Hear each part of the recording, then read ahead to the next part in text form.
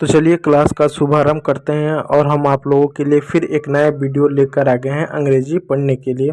अगर आप भी चाहते हैं कि अंग्रेजी कैसे पढ़ें, अंग्रेजी कैसे लिखें, अंग्रेजी पढ़ने में हमको समस्या आती है, अंग्रेजी अच्छे से लिख नहीं पाते हैं, तो ये वीडियो ना सिर्फ उसी के लिए आप लोग के लिए बनाया गया है।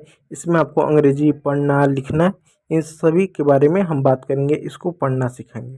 देखिए बच्चों, अंग्रेजी पढ़ने के लिए एक चीज़ ज़्यादा ज़रूरत है कि सबसे पहले आप मात्राओं को पढ़ो, क्योंकि जब तक आप मात्राओं को नहीं पढ़ोगे तब तक आपको जो है अंग्रेजी पढ़ना नहीं आएगी। तो अंग्रेजी में भी कई तरह की मात्राएं होती हैं, कुछ बड़ा खड़ी की मात्रा होती है, तो कुछ वेवल्स होते हैं जिसको हम वॉल बोलते हैं, कॉन्सोनेंट्स होते हैं। तो ये तमाम तरह की मात्राएं होती हैं जिनका प्रयोग करके आप अंग्रेजी पढ़ सकते हो। तो यहाँ पर हम बड़ा खड़ी की मात्रा नहीं बल्कि हम वॉल्स को पढ़ेंगे, ठीक है। और जो वॉल्स होते हैं जैसा कि आपको मालूम होता है कि 5 होते हैं, ए, ई, आई, ओ, यू। आज की इस वीडियो में इनके उच्चारण को आपको बताएंगे कि अगर ई वॉल्स है तो ई को अगर हम एच के साथ लगा देंगे तो इसको क्या पढ़ा जाएगा, यदि इसके आगे एन लग जाएगा तो क्या पढ़ा जाएगा, और ए लग जाएगा तो फिर क्या पढ़ा जाएगा। मतलब इस तरह से इनके प्रोनाउंसिएशन, इनके उच्चारण को मैं आपको बताऊंगा, बेसिक से एकदम एडवांस लेवल तक। इसलिए कहीं मत जाइएगा, इस चैनल पर बने रहिएगा। तो वीडियो को स्टार्ट करते हैं। रूल नंबर 3 से हम वीडियो को स्टार्ट करेंगे, क्यों? क्योंकि हमारा पार्ट 2 है। पार्ट 1 में हमने 1 और 2 नियम को हमने पढ़ लिया था। देखिए क्या है नियम 3 का रूल, लेकिन उससे पहले एक बात बता, देखो जो ये अंग्रेजी में जो वॉल्स आता है ये सिंगल भी आता है और पेयर में भी आता है। कैसे? जैसे एक शब्द में लिखता हूँ कार, दूसरा शब्द में लिखता हूँ पास्ट। अब यहाँ आप जरा ध्यान देना कि जो यहाँ पर वॉल्स है वो आपका सिंगल है, लेकिन अगर मैं लिखूँ रीड, अगर मैं लिखूँ चेयर,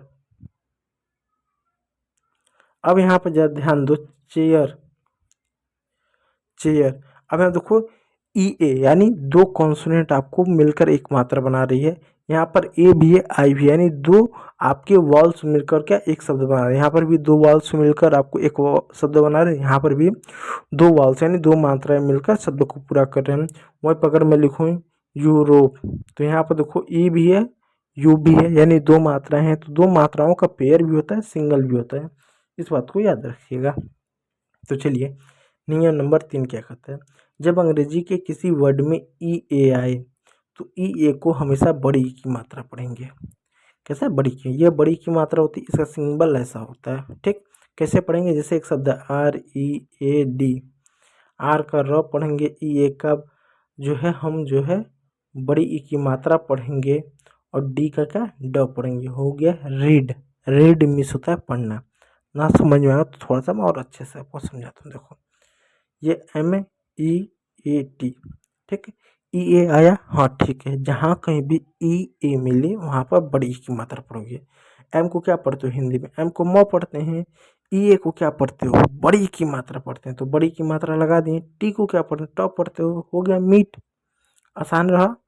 उसी प्रकार यहाँ पर एक और शब्द है, जैसे C R E A M, ये थोड़ा सा बड़ा शब्द है। अब इसको कैसे पढ़ो? देखो मैं आपको एक नया नियम बताता हूँ कि जब 2 कॉन्सोनेंट एक साथ होते हैं तो पहले वाले कॉन्सोनेंट को आधा लिखते हैं, लेकिन उन 2 कॉन्सोनेंट में से एक कॉन्सोनेंट अगर आर हो, अगर आर पहले हो तो उड़ा कर लिखेंगे, आर बाद में तो ऐसा या इस रूप में लिखते हैं।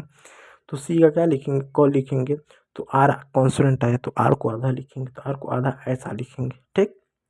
तो सी खत्म हो गया, आर खत्म हो गया। ई ए को बड़ी की मात्रा लिखेंगे, तो बड़ी की मात्रा हमने लगा दिया। एम को मॉ लिखेंगे, हो गया क्रीम, हो गया, ठीक, क्रीम हो गया। तो रीड हुआ, मीट हुआ, लीन हुआ, बीट हुआ, लीप हुआ, क्रीम हुआ, चीट हुआ, रीप हुआ, वीक हुआ, आदि आपको शब्द देखने को मिलेगा। इस बात को आप जो है याद रखिएगा। चलिए रूल नंबर 4 की ओर चलते हैं। जब अंग्रेजी के किसी शब्द में ई ए आए और डबल ई आए, उसके बाद अगर आर आपको देखने को मिले तो उसका उच्चारण छोटी ई की मात्रा प्लस अ के रूप में करेंगे। ध्यान दीजिएगा, यहाँ पर ई ए रहेगा लेकिन उसके बाद आर भी रहेगा, यहाँ पर डबल ई रहेगा लेकिन उसके बाद आर रहेगा, तो छोटी की मात्रा प्लस अ का उच्चारण करेंगे। कैसे करेंगे? जैसे एक शब्द है एफ ई ए आर, अब यहाँ पर ई ए आया तो क्या बड़ी की मात्रा उच्चारण करेंगे? नहीं, क्योंकि आर भी है, तो ई, छोटी ई और अ का पढ़ेंगे। तो एफ को लिख दो, फॉल लिख दो, और ई ए को क्या लिखो? तो ई को छोटी की मात्रा और ए को अ लिख दो, आर को क्या लिख दो, र लिख दो। हो गया फियर। फियर मीन्स होता है डर। ठीक है प्यारे बच्चों, उसी प्रकार एक और शब्द मैं आपको लिखता हूँ BEAR। तो बी का क्या होगा, ब होगा। ई का क्या होगा, छोटी की मात्रा होगा। ए का क्या होगा, अ होगा। आर का क्या होगा, र होगा। हो गया बियर। बियर मीन्स होता है भालू। ठीक है प्यारे बच्चों, उसी प्रकार यहाँ देखो और शब्द है DEER। तो डी का क्या होगा, ड होगा। डी का क्या होगा, ड होगा। और इस ई का क्या होगा, इस ई का क्या होगा, यहाँ पे छोटी की मात्रा होगा और अ होगा और र होगा। हो जाएगा डियर। तो इसी प्रकार आपके सारे के सारे शब्द होंगे। डियर हुआ, फियर हुआ, बियर हुआ, चीयर हुआ, रियर हुआ, फिर उसी का पियर हुआ। ठीक है, नियर हुआ। आदि शब्द जो है आपके इसी प्रकार होंगे। इस बात को आप जो है ध्यान दीजिएगा। चलिए अगला शब्द देखते हैं। रूल नंबर 5 की ओर चलते हैं। रूल नंबर 5 क्या, उसको देखिएगा। जब अंग्रेजी की किसी भी शब्द में, जब अंग्रेजी के किसी भी वर्ड में ई के बाद आर आए तो वहाँ पर ई को अ पढ़ते हैं। क्या पढ़ते हैं, अ। अब देखो हिंदी में जो अ होता है इसकी कोई मात्रा नहीं होता। आ जो होता है इसका ये डंडा होता है, इस बात को याद रखिएगा। तो अब देखो यहाँ पे एक शब्द है WVERB। बी को क्या पढ़ेंगे, व पढ़ेंगे। वी खत्म हो गया, ई को क्या पढ़ेंगे, अ पढ़ेंगे। अ की कोई मात्रा नहीं तो छोड़ देते हैं, क्यों, क्योंकि हर हिंदी के शब्द में अ होता है। जैसे अब क बोलो, क लंबा क बोलने पे अ आ रहा है। अब म बोलो म, तो उसमें अ आ रहा है, सब में अ आता है। ठीक है, तो ये दोनों खत्म हो गया, आर और बी बचा है। तो आर जब पहले आता है दो कॉन्स्टेंट में रहता है तो ऐसा उड़ा कर लिखते हैं, और बाद में तो ऐसा लिखते हैं। तो बी का ब हुआ और आर ऐसा लिख दिए, क्यों, क्योंकि दो कॉन्सोनेंट के बीच में जब कोई मात्रा नहीं होता तो ऐसे लिखते हैं। तो आपका हो गया वर्ब। वर्ब मीन्स होता है क्रिया। ठीक है, तो वर्ब मीन्स होता है क्रिया। उसी प्रकार एक और शब्द है TERM। टी का ट हो गया है, फिर ई का अ होता है, आर एम का क्या होगा, एम का म हो गया और आर ऐसे लिखा दिए, हो गया टर्म। ठीक है, टर्म हो गया। उसी प्रकार एक और शब्द है GERM। जी का ज होगा और ई आर है, तो एम का क्या होगा, म होगा और आर का र होगा। हो गया जर्म। ठीक है प्यारे बच्चों, इसको याद रखिएगा। रूल नंबर 6, जब अंग्रेजी के किसी वर्ड में ई के बाद डब्लू आए तो इसको हम क्या पढ़ेंगे, यू पढ़ेंगे। क्या पढ़ेंगे, यू पढ़ेंगे। ध्यान दीजिए, जब अंग्रेजी के किसी भी शब्द में ई के बाद डब्लू आए तो वहाँ पर इसको हम यू की मात्रा यू पढ़ेंगे। अब सवाल है, पेयर तो मात्राओं का शब्द बनता है तो डब्लू तो मात्रा नहीं है। देखो डब्लू और वाई सेमी वॉल्स है। अंग्रेजी में 5 वॉल्स होते हैं, ए, ई, आई, ओ, यू।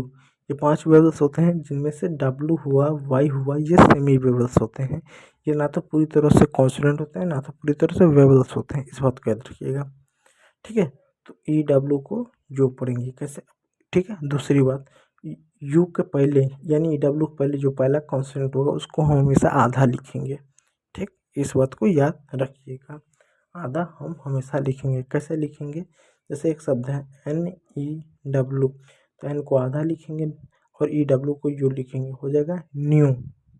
उसी प्रकार एक और शब्द लिखेंगे FEW, एफ को आधा लिखेंगे और UW को यू लिखेंगे, हो जाएगा फ्यू। फ्यू मीन्स होता है कुछ। ठीक है, उसी प्रकार MEW, एम को म लिखेंगे, डब्ल्यू को यू लिखेंगे, हो जाएगा म्यू। ठीक है, तो उम्मीद करूँगा वीडियो अच्छा लगा हो। यदि अच्छा लगा तो क्लिक कीजिएगा। चैनल पर नया है तो सब्सक्राइब जरूर कीजिएगा। वीडियो को देखने के लिए बहुत बहुत धन्यवाद।